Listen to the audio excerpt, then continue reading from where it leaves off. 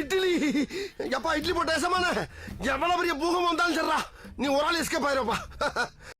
Welcome to ஐரக்ஷன் channel. எங்களோட videos உங்களுக்கு பிடிச்சிருந்ததுன்னா லைக் பண்ணுங்க, கமெண்ட் பண்ணுங்க, ஷேர் பண்ணுங்க, மறக்காம சப்ஸ்கிரைப் பண்ணுங்க. ஓகே, இப்போ என்ன வீடியோ பார்க்கணும்னா தமிழ் சேனல் தான் பார்க்க போகிறோம். நிறைய பேர் கேட்டுகிட்டே இருந்தீங்க ரீசெண்ட் வீடியோஸ், அதான் பார்க்க போகிறோம். பார்க்கலாமா?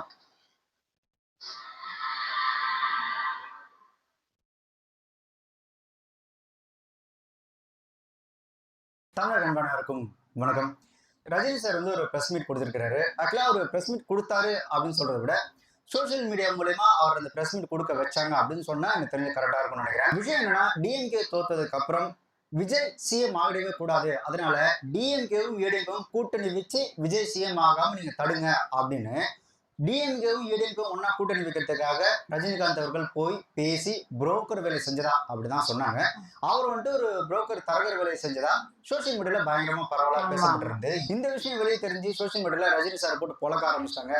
அதாவது காரணம்லாம் கேட்காதீங்க, அடிங்க அப்படின்ற அளவுக்கு மாறனாடி அடிச்சதுக்கு அப்புறம் ரஜினி சாரே வந்து என்னப்பா என்ன பார்த்து நீங்க இப்படிலாம் பேசுறீங்க, நான் அப்படிப்பட்ட ஆளா, நான் அப்படிலாம் கிடையாதுப்பா, எனக்கு என்னப்பா விஜய் சிஎம்னு எனக்கு என்னப்பா பொறாம இருக்கு அப்படின்ற மாதிரி ஒரு விளக்க ஒரே ஒண்ணு கொடுத்திருக்கிறாரு. உண்மையை சொல்லணும்னா ரஜினி சாரோட அந்த லெவலுக்கு, அவரோட ஸ்டேட்டஸ்க்கு, அவரோட ஏஜுக்கு, அவரோட அந்த அனுபவத்துக்கு இப்படி இறங்கி வந்து ஒரு இன்டர்வியூ கொடுத்து விளக்கம் சொல்லணும் அப்படின்ற அவசியம் அவருக்கு கிடையவே கிடையாது. ஏன்னா இந்த மாதிரியான வேலைலாம் அவர் செய்யக்கூடிய ஆள் தான் அப்படின்னு எல்லாருக்குமே கன்ஃபார்மா தெரியும். அதனால இப்படி வந்து விளக்கம் கொடுத்துதான் அவர் மறக்கணும்னு அவசியம் இல்லை.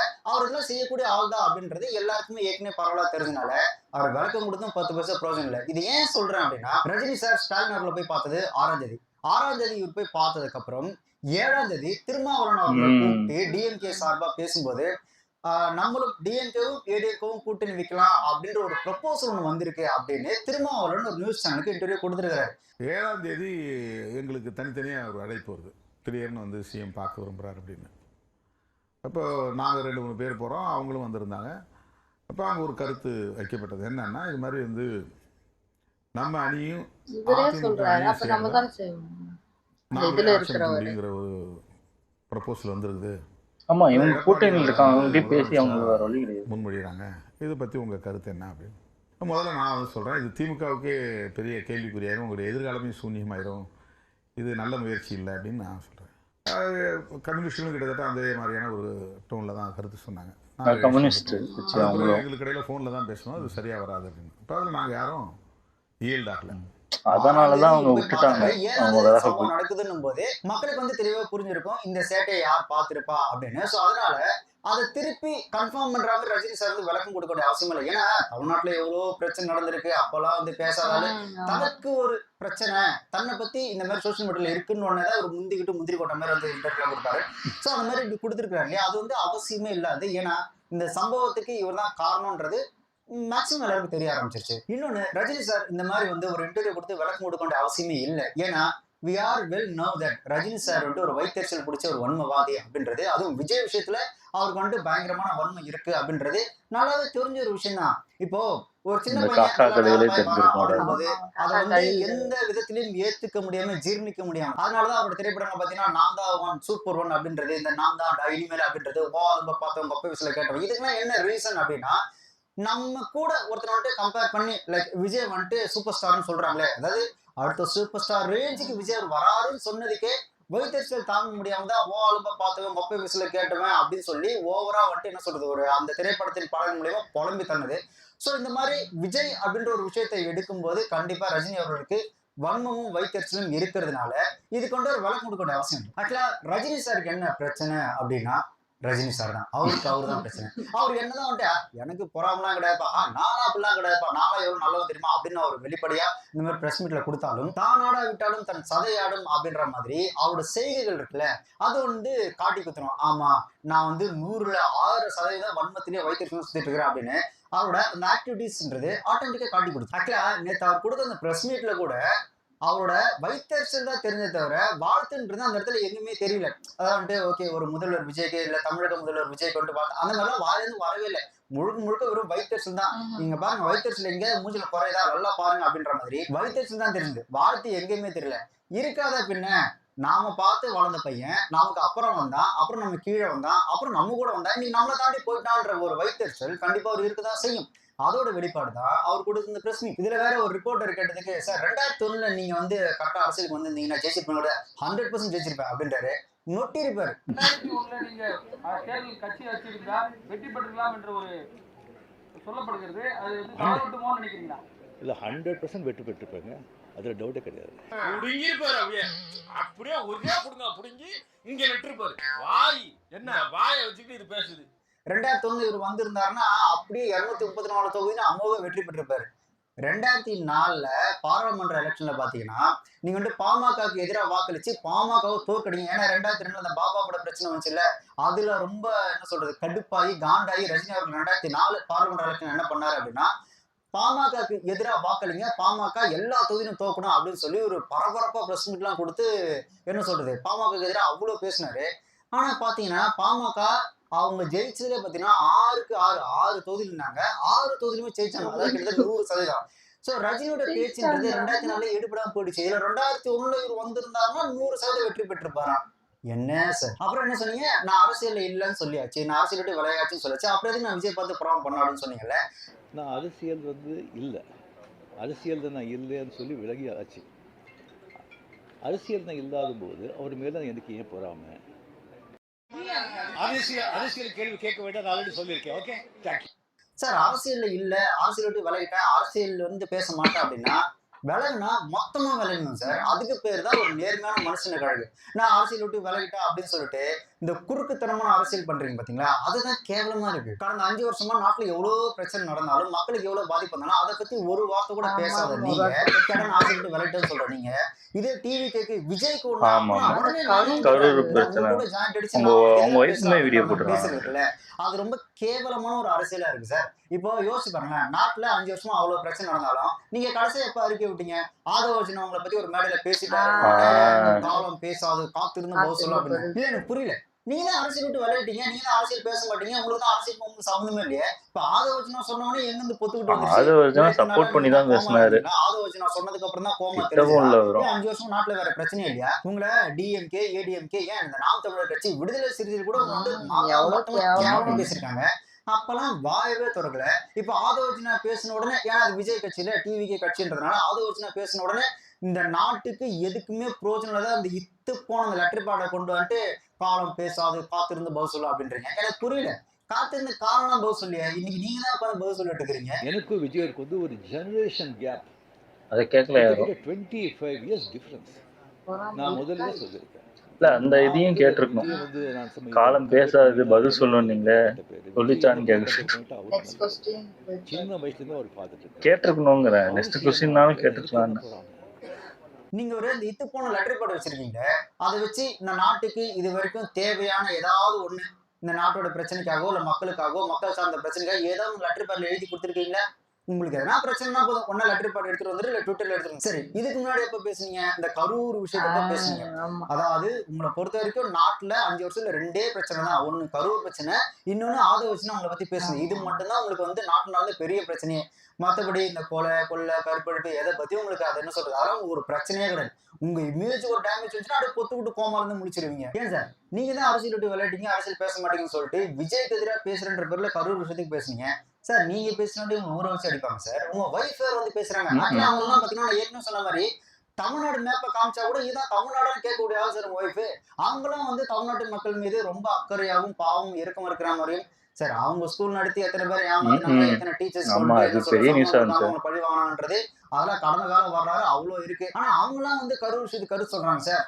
வன்மம் நேற்று கரூரில் நடந்த விபத்தை நினைத்து இதுவரைக்கும் எனக்கு மனசு பதறிக்கொண்டிருக்கிறது. ஜனங்களே, பொதுமக்களே, அன்பான தமிழ் மக்களே, எங்கு எது கூட்டமாக சேரும் நேரம் இருந்தாலும் பாதுகாப்பை மட்டும் விட்டுடாதீங்க. இந்த நிகழ்ச்சிகளை நடத்துபவர்களும் சரி, எல்லாரும் ஒத்துமையாக சேர்ந்து இனி இப்படி நடக்காமல் பார்த்து கொள்ள வேண்டும். என் மனசு அந்த நாம் தொலைத்தோமை குழந்தைகள் அவர்களிடம் இருக்கிறது. உங்களுக்கு வன்மம் இல்லைன்னு சொல்றீங்க, ஆனா ஒட்டுமொத்த குடும்பமே சேர்ந்து வயிற்றுச்சல்ல சுத்திட்டு இருக்கீங்க விஜய் மேல. ஆனா அரசியல் விட்டு ஒதுக்கிட்டேன், அரசியல் பேச மாட்டேன் அப்படின்னு சொல்லிட்டு டிஎம்கே மேடையில போட்டு அதை மறைமுகமா அட்டாக் பண்ணி பேசுறது. இந்திய நாட்டு அரசியலில் ஒரு நட்சத்திரமாக இருந்து கொண்டு தமிழ்நாட்டு அரசியலில் இந்திய நாட்டு ஆளும் கட்சியினருக்கும் புதிய பழைய எதிர்கட்சியினருக்கும் ஒரு சவாலாக இருந்து கொண்டு அதான் நினைக்கிறேன். வாங்க 26ல பார்க்கலாம் அப்படின்னு. ஆனா இதாவது பரவாயில்ல, எலெக்ஷன் டைம்ல டிஎம்கேவோட கேன்வாஸ் வீடியோல பாத்தீங்கன்னா யூடியூப் திறந்தாலே நீங்க தானே சார் உட்கார்ந்து டிஎம்கேக்கு முட்டு கொடுத்துட்டு இருக்கீங்க. ஆனா நீங்க அரசியல் இருந்து ஒதுக்கிட்டீங்க, அரசியல் பேச மாட்டீங்க. என்ன சார் அரசியல் பண்ண மாட்டேன் அப்படின்னு சொல்லிட்டு இப்ப விஜய்க்கு எதிராக பண்றாங்க அப்படின்னு தெரிஞ்சோன்னா இப்ப ஒரு மட்டமான அரசியல் பண்றீங்களே, அப்ப இது பேர் வயிற்றுச்சல் வன்மன்னு சொன்னா வேற என்ன சார் சொல்லுவாங்க? சார் இது நீங்க டைரக்டா சொல்லிட்டு போயிடலாம் சார், ஆமாப்பா நான் டிஎம்கே தான் சப்போர்ட் பண்றேன், என்னோட முழு ஆதரவு டிஎம்கே தான் அப்படின்னு டைரக்டா சொல்லிட்டு போயிருக்கலாம். இல்லைன்னா ஆமா நான் விஜய்க்கு எதிராக தான் நான் பேசிட்டு இருக்கிறேன், சோ விஜயோட வளர்ச்சி எனக்கு பிடிக்கணும்னு சொல்லி நீங்க ஓப்பனா சொல்லிட்டு போயிடலாம். இப்ப கமல் சார் பாருங்க, அவர் ஒரு கட்சி ஆரம்பிச்சு அதுக்கப்புறம் செட் ஆகும்னு சொல்லி டிஎம்கேவோட ஐக்கியமாகி, நல்லா புரிஞ்சுங்க, கமல் சார் டிஎம்கே கூட ஜாயின் பண்ணி yes I am DMK person அப்படின்னு சொல்லிதான் விஜய்க்கு எதிரான கருத்துக்கள் பேசினாரு. ஆனா நீங்க நான் அப்படிலாம் கிடையாது அப்படின்னு சொல்லிட்டு ஏன் விளம்பரம் பண்றீங்க சார்? இப்படி ஒரு சில்லறத்தனமான ஒரு அரசியல் பண்ணி நேரடியா போய் வாழ்த்து தெரிவிச்சாரு.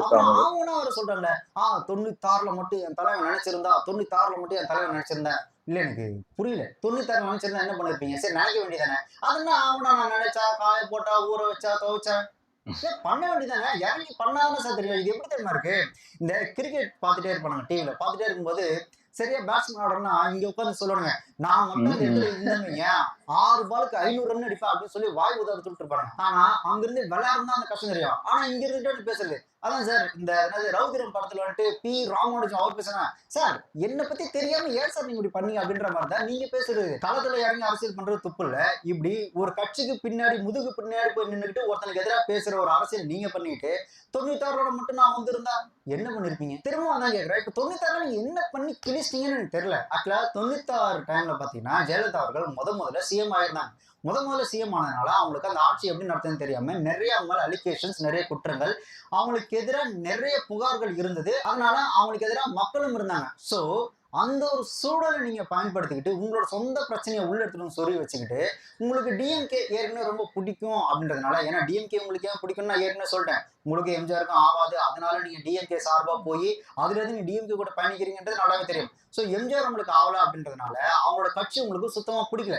எல்லாம் யோசிச்சு பாத்தீங்க அப்படின்னா உங்களுக்கு ஏடிஎம்கே மேலதான் காண்டு. நீங்க யோசிச்சு பாருங்க, எம்ஜிஆர் உங்களுக்கு செட் ஆகல, அதுக்கப்புறம் ஜெயலலிதா உங்களுக்கு செட் ஆகல, அதே மாதிரி ஏன் இந்த நீங்க கட்சி ஆரம்பிச்சீங்களே அப்ப கூட யார் எடுத்து ஆரம்பிச்சீங்க? ஏடிஎம்கே எடுத்து ஆரம்பிச்சீங்க தவிர டிஎம்கே எதிராக நீங்க ஒரு கருத்து கூட சொன்னதே கிடையாது. இன்னொன்னு 96ல நான் அப்படி நான் இப்படின்றது, இந்த 2000 வந்து 100% நான் ஜெயிச்சிருப்பேன் அப்படின்னா முட்டாள்தனம்லாம் பேசி தெரியாதீங்க சார். இப்போ 96ல நீங்க வந்து தனிப்பட்ட முறையில் ஒரு கட்சி ஆரம்பிச்சு 234 தொகுதியில ஆளுநர் நிக்க வச்சு நீங்க ஜெயலலிதாக்கு எதிராக ஜெயிச்சிருந்தீங்கன்னா எஸ் ரஜினி சூப்பர்ப்பா பயங்கரமான ஆள்பா, ஒரு கட்சி ஆரம்பிச்சு 234 தொகுதியில ஆட்களை போட்டு ஜெயிச்சிட்டா இருப்பாரு அப்படின்னு சொல்லி ஒரு கெத்தா சொல்லலாம் சார். நீங்களே ஒரு பொங்கலை எதுக்கிறதுக்காக தனியா கட்சி ஆரம்பிக்க தைரியம் இல்லாம டிஎம்கேன்ற ஒரு பெரிய கட்சியோட முதுகுக்கு பின்னாடி போய் ஒளிஞ்சுக்கிட்டு நீங்க ஒரு லேடி ஏத்துருக்கீங்க சார். இதுல ஒன்றும் பெருமுறை ஒண்ணு கிடையாது சார். நீங்க ஒரு தனியா கட்சி ஆரம்பிச்சோன்னு ஜெயிச்சோன்னு இதுவா இல்லையா? நீங்க ஒரு கட்சிக்கு பின்னாடி போய் தானே ஒழிஞ்சிட்டு இருந்தீங்க, இப்பவும் ஒழிஞ்சிட்டு இருக்கிறீங்க. நீங்க என்ன பெரிய பாலிடிக்ஸ் பண்றீங்க? முதல்ல அது பாலிடிக்ஸே கிடையாது, அது பேர் டுபாகூர். அதாவது எதிரிக்கு எதிரி நண்பன் அப்படின்ற மாதிரி, அவன் என் எதிரி உனக்காம எதிரி, அப்ப நான் கூட ஜாயின் பண்ணி அவனை காலி பண்ற ட்ரை பண்ற பாரு அப்படின்னு நீங்க பண்றதே ஒரு டுபாகூர் தரமான ஒரு பாலிடிக்ஸ். அது மூலம் பாலிடிக்ஸே கிடையாது, அது ஒரு சில்லறத்தனம். அதை போய் ஒரு பெரிய பாலிடிக்ஸ் மாதிரி நீங்களே பேசிட்டு இருக்கிறீங்க. அக்கா நீங்க யார் தெரியுமா? நீங்க ஒரு சகுனி சார். மத்தவங்க தூண்டி விட்டு அந்த தூண்டி விட்டது மூலியமா வரக்கூடிய அந்த விளைவுல இருந்து லாபம் பாக்குற ஒரு ஆள் தான் நீங்க. ஆக்சுவலா எப்படி சொல்றது, எங்க ஆள் மட்டும் வந்து அவர் உள்ள இறங்கிட்டாருன்னா இது நடக்கும் அது நடக்கும் அப்படின்னு சொல்லி அவனு பேசணுங்க. ஆனா அவன் வந்துட்டு ஒரு டீம்ல கூட இருக்க மாட்டாங்க. அதை டீம் விட்டுருங்க, டீம்ல சப்ஸ்டியூட் கூட இருக்க மாட்டாங்க. சும்மா வெளியில நின்று ஆவுன்னு கத்துறது, நான் மட்டும் உள்ள இறங்கிட்டேன்னா என்ன நடக்கும் தெரியுமா? இறங்கி ஆனாதான் தெரியும். நீங்க சப்ஸ்டியூட்டா கூட இல்லாம வேடிக்கை பாக்குற ஆளு, இறங்கி ஓடுறவனுக்கும் வேடிக்கை பார்க்க நிறைய வித்தியாசம் இருக்கு சார். இந்த போட்டி நடந்தா வெளியில கைத்தட்டி ரசிக்கிற ஆள் தான் நீங்களே தவிர, நீங்க என்னமோ நான் மட்டும் உள்ள பூந்துட்டோன்னா புயல் மாதிரி அப்படி புரட்டி போட்டுருன்ற அளவுக்குலாம் இங்க ஒன்றும் கிடையாது சார். இந்த அரசியல் விட்டுருங்க சார். நீங்க உங்களை நம்பின ரசிகருக்கு இது வரைக்கும் என்ன சார் பண்ணிருக்கீங்க? இந்த படத்துல வந்துட்டு நான் இப்போ வருவேன், அப்போ வருவேன், அப்புறமா வருவேன், நான் கண்டிப்பா வருவேன், எப்படி வேணாலும் வருவேன் அப்படின்னு சொல்ல அந்த டைலாக் தவிர்த்து நீங்க மக்களுக்கு என்ன பண்ணீங்க? நீங்க இப்ப ஏன்னு சொல்லுங்க, நக்கீரல கம்பத்தை கட்டீரல போ. நான் எப்போ வருவேன் எப்படி வருவேன்னு யாருக்கும் தெரியாது. ஆனா வர வேண்டிய நேரத்துல கரெக்டா வருவேன். ஐயா இப்படி சொன்னா கேட்க மாட்டாப்பா. நாம வேற மாதிரி ஏத்துவோம்.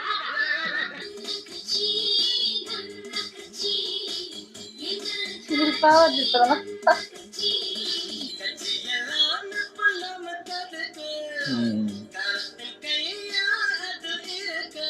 நீ சிஎம் பாபா ஆட்சிக்கு வந்தா தேசபக்தி வளரும், தெய்வ பக்தி வளரும், மக்கள் அமோகமா இருப்பாங்க. வரேன், கண்டிப்பா வரேன். நீ மட்டும் நான் சொல்றது கேக்குறியா? அரசியலுக்கு வாபான்னு கூப்பிடுற சார். எங்க வர? நான் நல்லா இருக்கிறது பிடிக்கலையே? நீங்க மட்டும் நல்லா இருந்தா போதுமா? மக்கள் நல்லா இருக்கணும்ல. ஏங்க உங்களுக்கு தான் எல்லாத்தையுமே வெற்றியாச்சே, இதுலயும் பூந்து பாத்துற வேண்டியதானே? நம்ம கையில என்ன இருக்கு மிஸ்டர் ரவி? எல்லாம் உன்ன கை மேல தூக்கிடு. இப்ப என்ன பாட்டு ஆரம்பிக்கலாமா?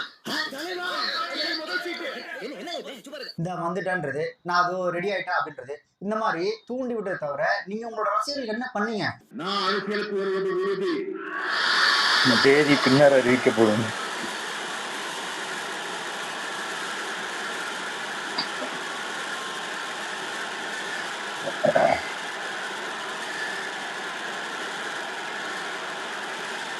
ஒரு சிரஞ்சீவிலாம் கட்சி ஆரம்பிச்சாரு, தோத்துட்டாரு. ஆனா பார்த்துட்டு தான் ஓடி வேணான்னு போயிட்டாரா? எல்லாம் என்னங்க தெரிஞ்சவே கூப்பிட்டு பேசியிருப்பாரோ. கூட்டத்தை பார்த்து நம்பாதீங்க.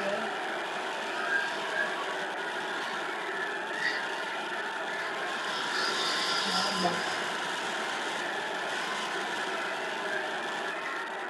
இது காலத்தின் கட்டாயம். நம்ம தலைவர் அரசியலுக்கு வருவாரு, அதன் மூலமா நமக்கு ஒரு நல்லது நடக்கும். நாம ஒரு எம்எல்ஏ சீட்டோ இல்ல தலைவரோட அரசியல் கட்சி பேர் சொல்லி நாம ஏதோ ஒண்ணு முன்னேறி வரலாம். அட்லீஸ்ட் ஒரு கவுன்சிலர், ரசிகர் மன்றம் ஒவ்வொரு பிறந்த நாளைக்கும் இங்க எத்தனை பேர் நம்மளோட தலைவரோட பேர் கெட்டு போயிடக்கூடாது. நாளை பின்ன அவர் அரசியலுக்கு வரும்போது நாம இன்னைக்கு செய்யற அந்த விஷயம் நாளைக்கு தலைவர் அரசியலுக்கு வரும்போது கண்டிப்பா ஒரு உதவியா இருக்கும் அப்படின்னு சொல்லி அவன் கடன் வாங்கி செலவு பண்ணி உங்க பேரை காப்பாத்துன்னு இருக்க அவ்வளவு கஷ்டப்பட்டு கடைசியில நீங்க உனக்கும் பெப்பன் கொப்பனுக்கும் பெப்பன் நீங்க ஒரு டிம்மி கொடுத்தீங்க பாத்தீங்களா?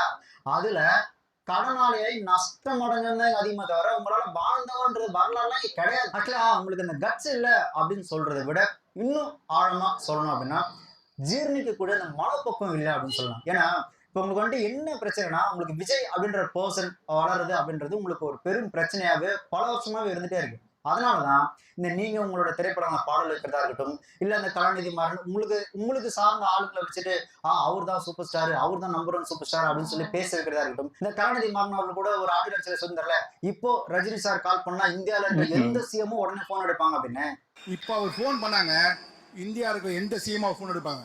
நீங்க தான் கால் பண்ண இந்தியாவில இருக்க எந்த சிஎமும் போன் எடுப்பாருங்க. ஏன் தமிழ்நாடு சிஎம் போன் பண்ணி பாருங்க சார். அட்லீஸ்ட் நீங்க கமல் சார் மாதிரி ஒரு அரசியல் கட்சி ஆரம்பிச்சு ஒரு எலெக்ஷன் அட்டென்ட் பண்ணியிருந்தா கூட பரவாயில்ல சார். நீங்க உங்களுக்குலாம் அதெல்லாம் சுத்தமா தைரியமே இல்லாம ஓடி போன ஆள் நீங்க.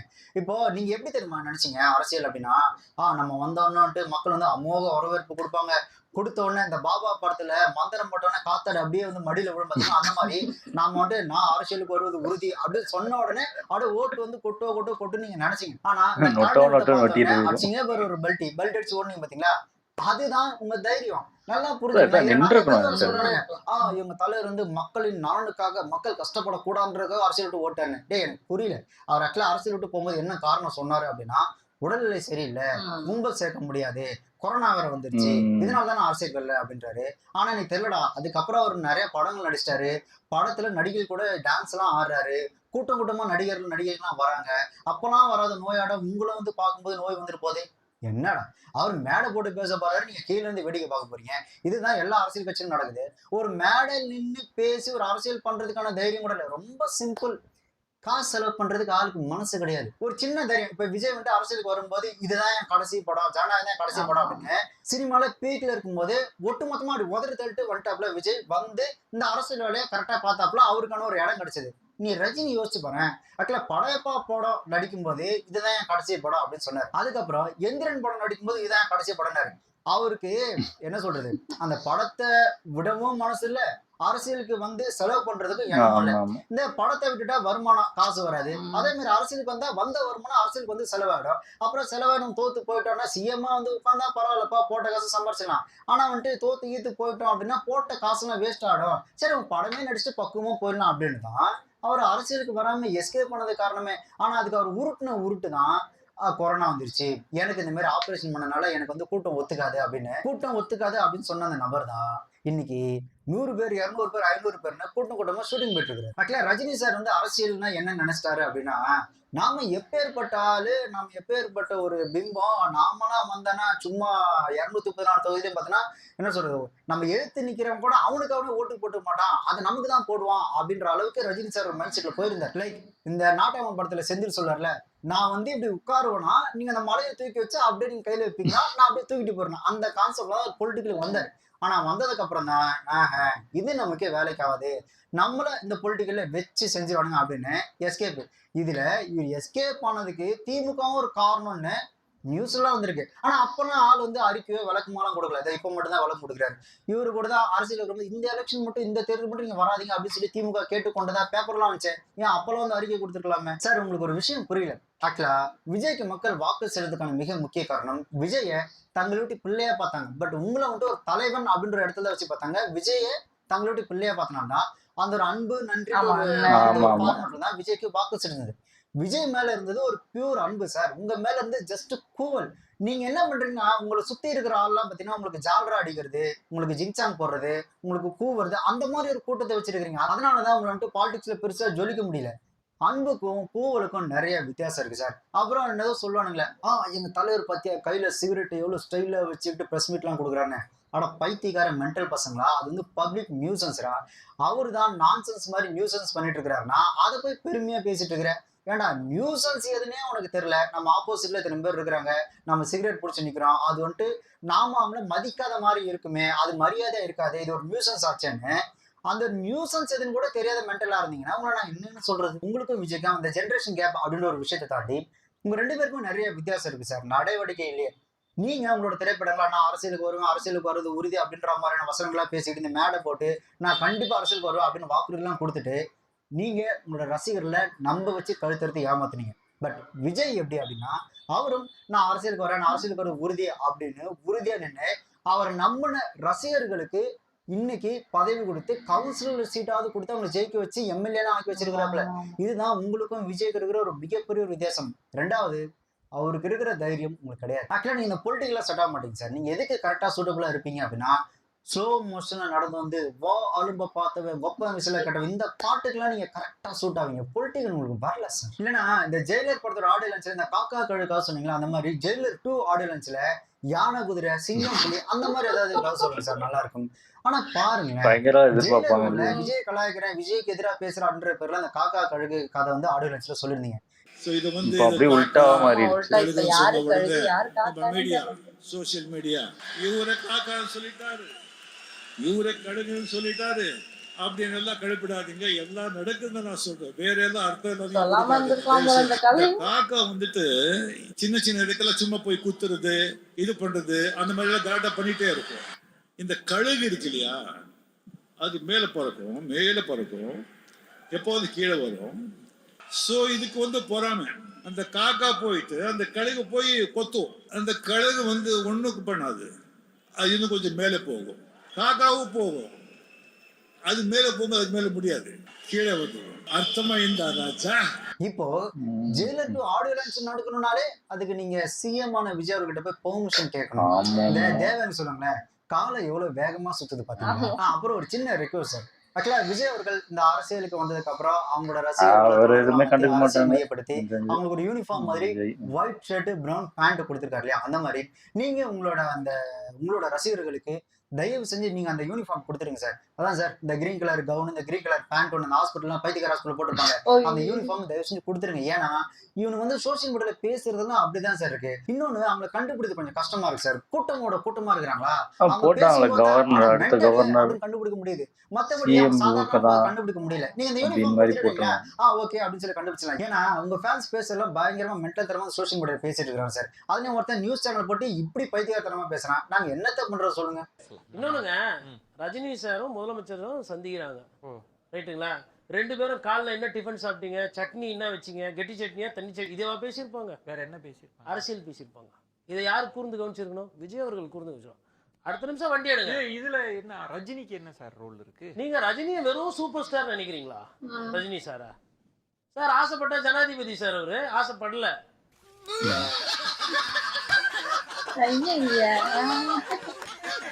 அதுல இவனுங்க வேற நாங்களும் அரசியல் பேசுறோம் அப்படின்ற பேர்ல கரூர் சம்பவம் மாதிரி நடக்காம இருக்கிறதா இந்த தலைவர் அரசியலுக்கு வரல, மக்களோட நல்லதுக்காக அரசியலுக்கு வரல அப்படின்ற மாதிரி கட்டுக்கதில் அவுத்து விடுறாங்க சார்.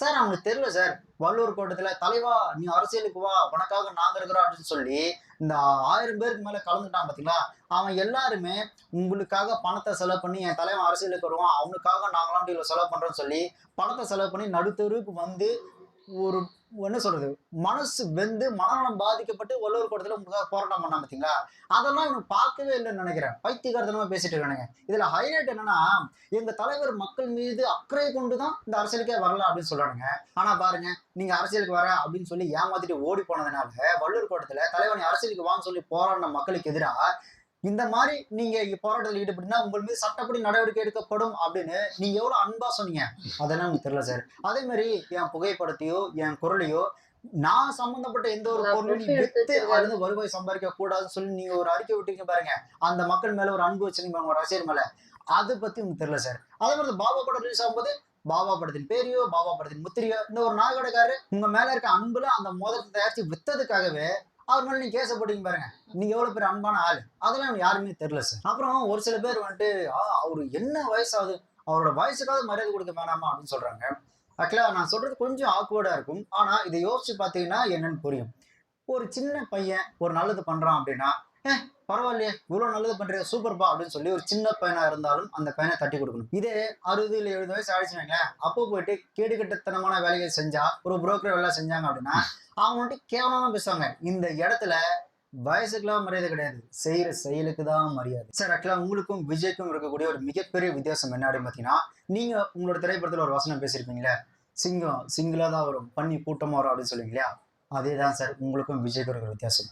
ஆக்சுவலா நீங்க ஜெயலலிதான்னு ஒரு பெண்ணை எதுக்கிறதுக்காக கூட்டமா ஏடிஎம்கே அவங்க கூட அந்த கூட்டணி கூட அந்த கட்சிகள் கூட்டமா வந்து ஜெயலலிதா ஏத்தீங்க சார். ஆனா விஜய் பாத்தீங்கன்னா சிங்கிளா ஒரே ஆளா இருந்து டிஎம்கே ஏடிஎம்கே பிஜேபி நாம் தமிழர் இருக்கக்கூடிய எல்லா கட்சிக்கும் எதிராக நின்று சிங்கிளா நின்று ஜெயிச்சாரு சார். ஸோ அப்படி பார்க்கும்போது அப்போ சிங்கம் சிங்கிளா தான் வரும் பண்ணி கூட்டமா வரும்ன்ற அந்த வித்தியாசம் தான் சார் உங்களுக்கும் விஜய் அவர்களுக்கும். நீங்க 96ல பண்ணதும் சரி, இப்போ இந்த 2026ல பண்றதும் சரி, ஒரு கட்சியோட முதுகு பின்னாடி போய் நின்றுட்டே பண்ற அரசியல்ன்றது சில்லறத்தனமான கேவலமான அரசியல். அதுல இன்னும் கேடு கட்டது எதுன்னா நான் அரசியல் விட்டு விலகிட்டேன் நான் அரசியல் பேச மாட்டேன் அப்படின்னு சொல்லிட்டே இந்த மாதிரி ஒரு வேலையை பண்றீங்க பாருங்க, அது ரொம்ப ரொம்ப கேடுகட்டத்தனமான ஒரு அரசியல்.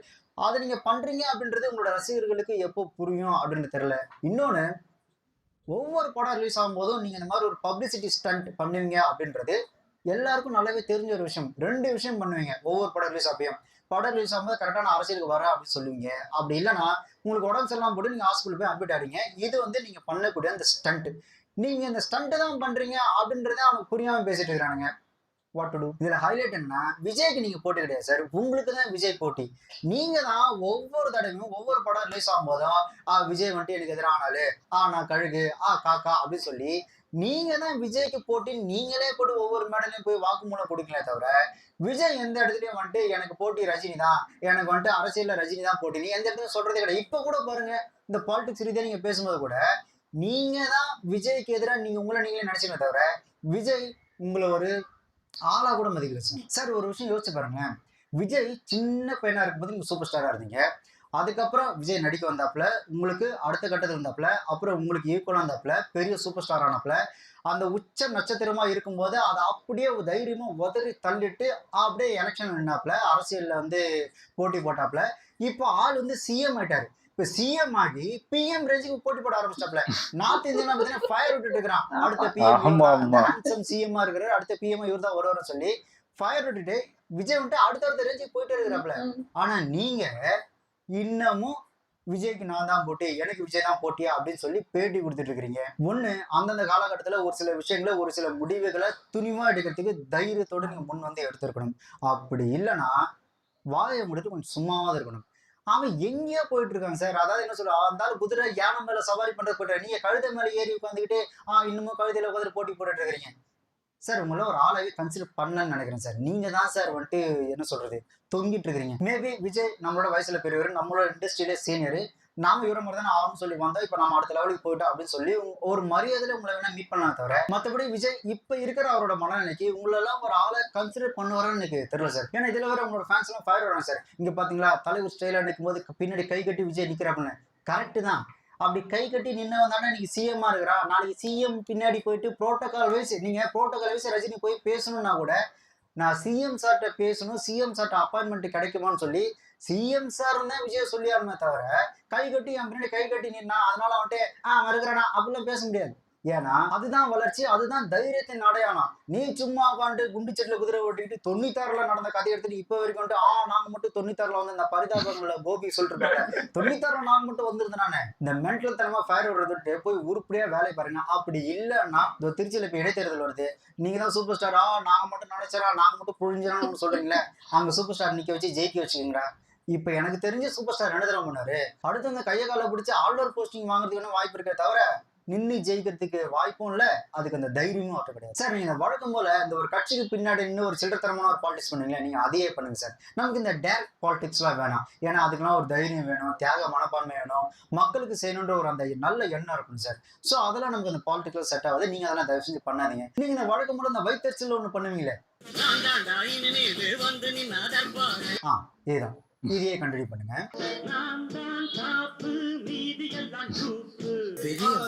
Sorry madam. வினோ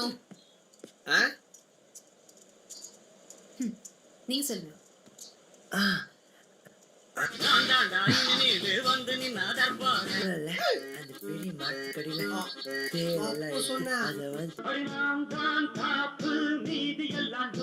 அதே மரமா